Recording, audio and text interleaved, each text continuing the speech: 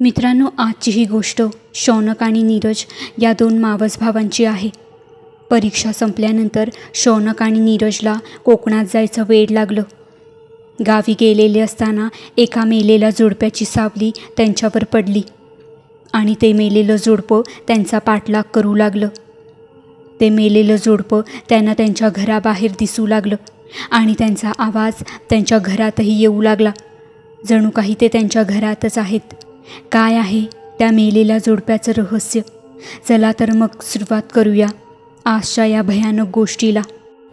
नुकतीच वार्षिक परीक्षा संपली होती, त्यामुळे शौनक आणि नीरजला कोकणात जायचं वेड लागलं होतं. त्यामुळे दोघेही अगदी दुसऱ्याच दिवशी सकाळीच मामाकडे म्हणजेच सावंतवाडीजवळील अकेरीला जायला निघाले. दुपारपर्यंत दोघेही गावी पोहोचले. त्यांना पाहताच त्यांची आजी, आजोबा, मामा, मामी आणि त्यांचा मुलगा ओंकार सगळे खुश झाले. दुपारी जेवण होईपर्यंत 4 वाजले. 5ला शौनक, नीरज आणि ओंकार बाहेर गाव फिरायला निघाले. फिरता फिरता गप्पा मारत मारत वेळ कसा गेला ते त्यांना कळलंच नाही. आता अंधार पडू लागला. तेव्हा ओंकार म्हणाला, "अरे, अंधार पडलाय, चला जाऊया आता घरी." त्यावर नीरज म्हणाला, "यार, जाऊ ना सावकाश." "अरे, ही तुमची मुंबई नाही. इथं रात्री बाहेर कोणीसुद्धा पडत नाही, कारण रात्र ही भूतांची असते." यावर जे नीरज आणि शौनक होते ते जोरजोरात हसू लागले. पण ओंकारची अवस्था बघून त्यांनी लगेच घरी जायचा निर्णय घेतला. रात्री मस्त मामीने केलेल्या फणसाच्या भाजीवर ताव मारला आणि झोपी गेले. दुसऱ्या दिवशी सकाळी अंघोळ करून बाहेर जायला निघाले. तेवढ्यात शौनकने बाजूच्या आडीशेजारी असलेली एक विहीर पाहिली आणि तो त्या विहिरीकडे धावत सुटला. तेवढ्यात ओंकारने त्यांना तिकडे न जाण्यास सांगितलं. पण शौनक आणि नीरज काही ऐकायला तयार नव्हते. "यार, कसली मस्त विहीर आहे, चला उडी मारूया." शौनक उत्सुकतेने म्हणाला. "मारा उडी आणि मरा." अचानक ओंकार पुटपुटला.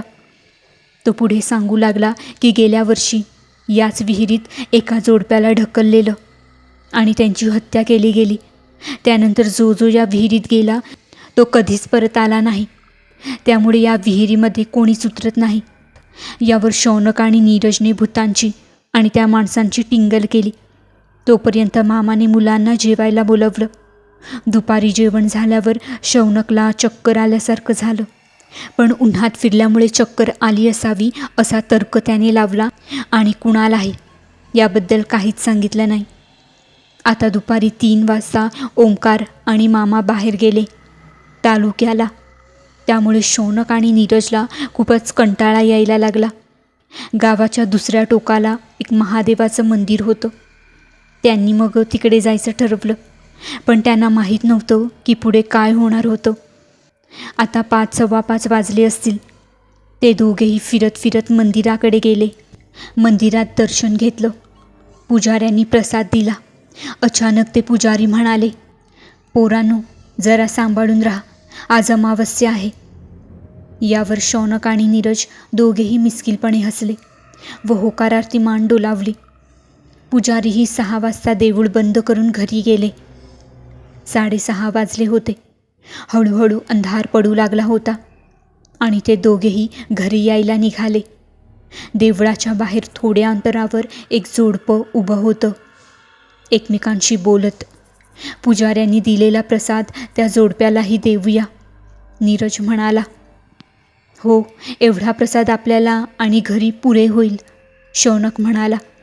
आता ते दोघेही त्या जोडप्याच्या जवळ गेले आणि त्यांना प्रसाद देणार तोच. ते जोडपे त्या दोघांकडेही बघून फक्त हसले व त्यांनी प्रसाद घ्यायला नकार दिला. थोडे पुढे आल्यावर शौनक रागाने म्हणाला, "देवाच्या प्रसादाला नकार देतात म्हणजे काय?" नीरज म्हणाला, "जाऊ दे रे, सोड." असं म्हणत त्याने मागे पाहिलं तर काय, मागे कोणीच नव्हतं. मागे कोणीच नसल्याने दोघेही विचारात पडले आणि चालू लागले. अचानक आकाशात काळे ढग जमा होऊ लागले. वळवाचा पाऊस सुरू झाला. आता फक्त पावसाचा आवाज येत होता. रस्त्यावर कोणीही नव्हतं. शेवटी पळत पळत दोघे निघाले. आता त्यांना खूपच भीती वाटायला लागली. घराच्या थोडे जवळ आल्यावर त्यांना हायसं वाटलं. चालत चालत येत असताना त्यांना का कुणास ठाऊक असं वाटत होतं की कोणीतरी त्यांचा पाठलाग करतंय. ते दोघेही आता त्या विहिरीच्या 100 मीटर अंतरावर उभे होते. त्यांना त्या विहिरीकडे जावेसे वाटत होते. ती विहीर जणू काही त्यांना ओढतच होती. त्यातून कोणीतरी त्यांना बोलवत होतं, पण ते तिकडे गेले नाही. सरळ घरी आले. प्रसाद मामाकडे दिला. हातपाय धुतले आणि शांत देवाजवळ बसले. त्यांना काहीतरी विचित्र वाटत होतं. आता रात्रीची जेवणं झाली. सगळे झोपले, पण या दोघांना झोप येतच नव्हती. रात्रीचे 2-2:15 वाजले असतील. शौनक अचानक उठला. ते बघून नीरजसुद्धा उठला. यार, मला काहीतरी होतंय, शौनक घाबरून म्हणाला. मला नुसती विहीर दिसते आणि खूप भीती वाटते, नीरज म्हणाला. ते दोघंही उठले आणि परसात गेले आणि विचार करू लागले. तेवढ्यात त्यांनी घराच्या मागील बाजूस असणाऱ्या रस्त्यावर त्या जोडप्याला पाहिलं.